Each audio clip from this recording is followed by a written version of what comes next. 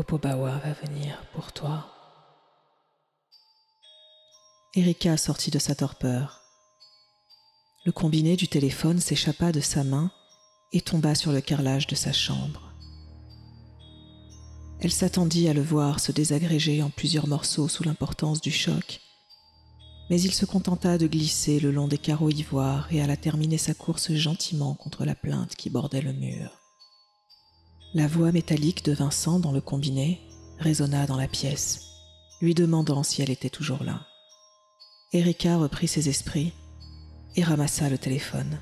« Oui, je suis là », lui répondit-elle d'une voix blanche. « J'ai entendu ce que tu viens de dire. Popobawa va venir pour toi. » Vincent venait de lui apprendre qu'il était coincé à son travail et qu'il ne pourrait pas rentrer ce soir. Et il y avait une chose qu'Erika détestait au plus haut point. C'était de devoir passer une nuit toute seule, sans personne à ses côtés. « Tu sais que j'ai trop peur de dormir quand tu n'es pas là », reprit-elle presque en chuchotant. Mais Vincent ne sembla pas être réceptif à ses craintes, et Erika comprit qu'il ne servait à rien d'insister. Il savait se montrer compréhensif quand il le fallait, mais il avait toujours pris cette erreur nocturne à la légère. C'est parce qu'il ne savait pas, il n'avait pas vu, il n'avait pas senti.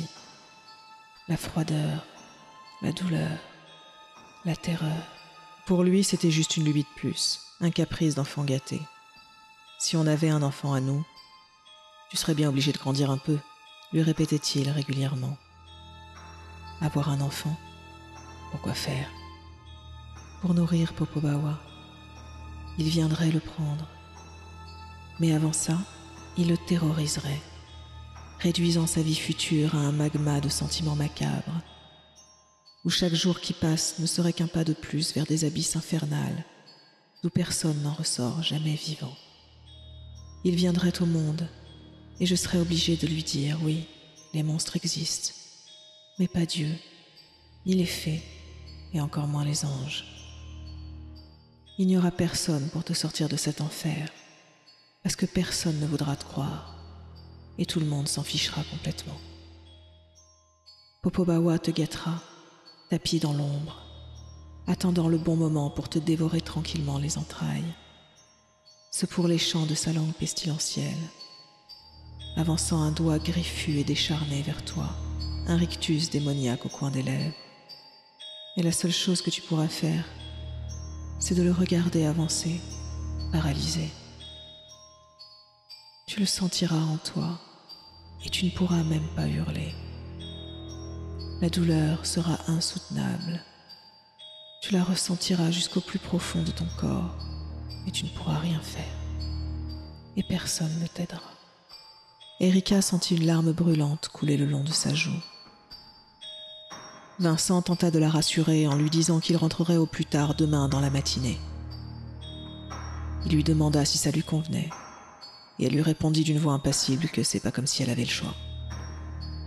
Pour toute réponse, Vincent se contenta de pousser un long soupir d'agacement, suivi d'un « je t'aime » traditionnel et atone auquel elle répondit comme d'habitude de façon machinale. Car c'était faux. Elle ne l'aimait pas et ne l'avait jamais aimé.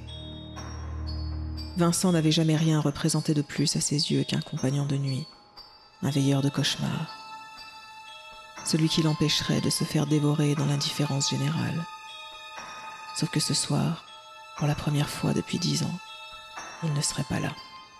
Erika attendit que Vincent raccroche, puis son bras retomba mollement le long de son corps. Elle sentit tous ses membres s'engourdir lentement, et pendant quelques secondes, la panique envahit tout son être, raidissant chacun de ses muscles, et elle tomba au sol, sans même s'en rendre compte. Popobawa va venir pour toi. Tais-toi, je suis plus forte que lui. Oh non, tu ne l'es pas. Cette nuit, Popobawa va venir pour toi, et tu mourras.